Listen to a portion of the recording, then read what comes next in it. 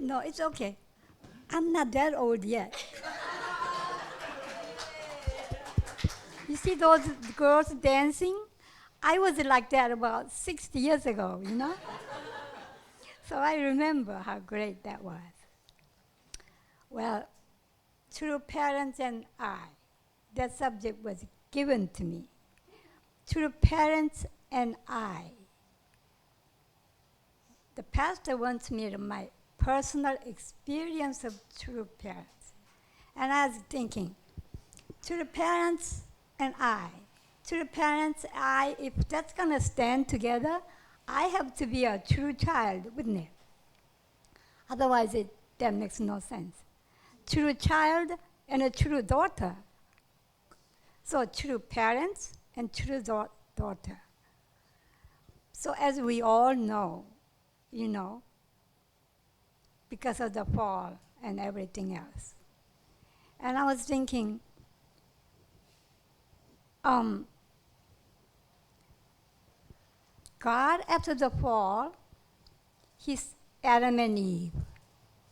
And He was thinking, someday His true Son will appear, who will have an entirely filial attitude that's supposed to bring Him the greatest joy of His creation. So, if I go on like this, it's going to take some time. So I make a long story short. 500, 600 years ago, 500, 600 BC, that's before Jesus, God sent Confucius. So have some kind of start to educate his children about children's attitude toward parents. Imagine, God had to do that. God had to teach people how to be filial children far before, and that was his heart. Someday I will have true children. That was his hope. And so Confucius, I wouldn't go into that. You probably know.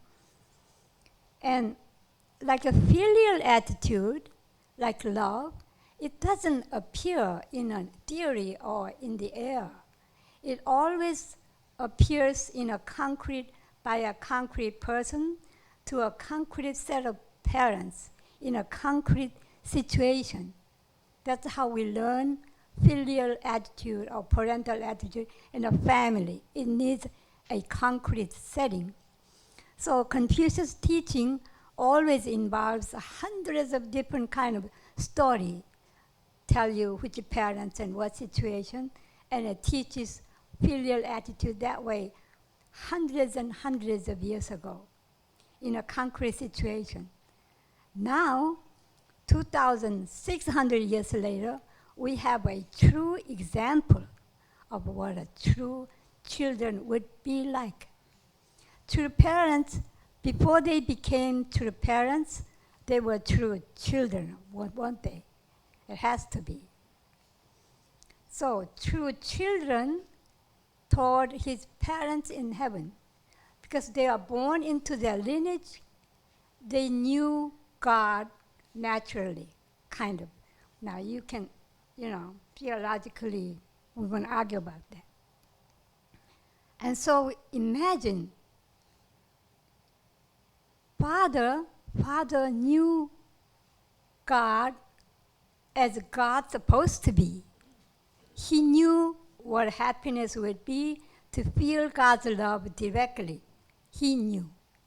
Also, he knew the temporary but a concrete situation at this time. So his attitude is just unspeakable, incredible indignation. I will correct this at any cost. At any cost. When we say any cost, we have our own limit. But if you read Father's speeches, he really means at any cost. And so his filial attitude. And if you read Father's prayer, incredible. I'll just give you some examples. Father was always afraid that Father might be embarrassed in front of his son. Is this clear to you? Does that make sense? He was afraid that Heavenly Father would become in an embarrassing situation in front of his son. He lose his dignity, his position. Like God was under mockery of Satan, and God did not want to find himself in that situation in front of Father. And he was always afraid of that. Imagine, And so Father's attitude he said sometimes his Heavenly Father's heart and situation is so painful. Father knows there is some area that he doesn't want to press to know what that is. You understand? It's so painful, God does not want to show, and he doesn't dare ask that. And his filial attitude is like that. Imagine that painful attitude. So we have a true example. We can model the highest way what a filial attitude should be. Because a filial attitude doesn't come in a theory. It comes in a concrete situation. So here's a particular person to a particular parent who has a particular situation. So if you read to the father's situation, where he found God, his parents, what situation he is. So you cannot really have a filial attitude without really understanding your parents. It doesn't come just because you want to, or you think that's nice. It's not like that at all. You really have to understand. I don't want to make this a long speech, but I'll give you an example. When I just joined the church, I was quite new at that time. I was invited to Belvedere. Fathers was giving speech. In a Belvedere, there's a big rock, and it's kind of hilly, and it's grass. Hundreds of people, sitting down there. Father came, it was a hot summer. And Father was talking, and an hour and 2 hours later, when he turned around, he said something really fast. And I can understand Korean, so I knew exactly what he was saying. He was saying, please bring me some cold water, quickly. He'll say, 냉수 가져와. Some Koreans would know. 냉수 좀 가져와. It means, let me have some cold water.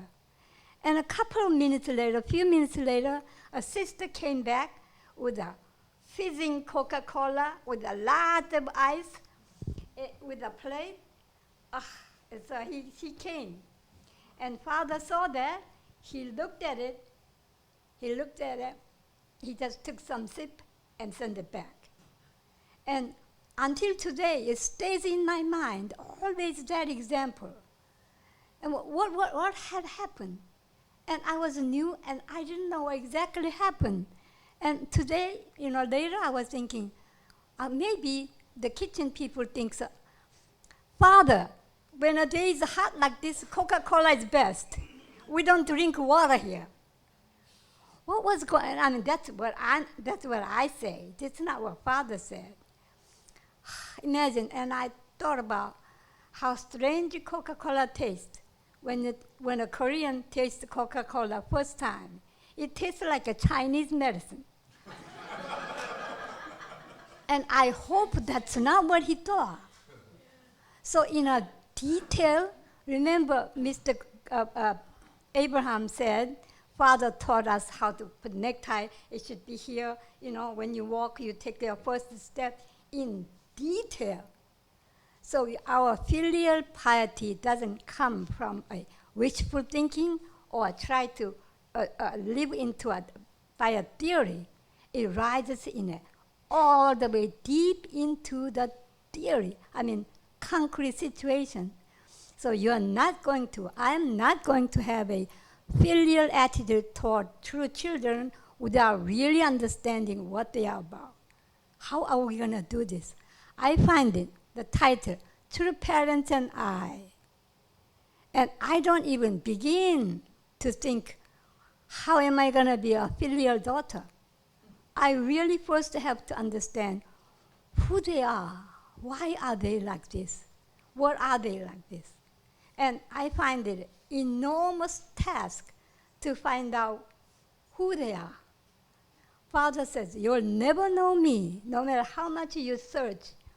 But yet, you will have to really study me to understand us.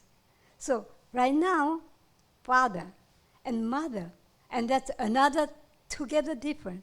A son and a daughter and a wife and a queen.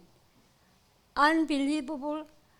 In a sense, it's challenging, but what a potential we all have.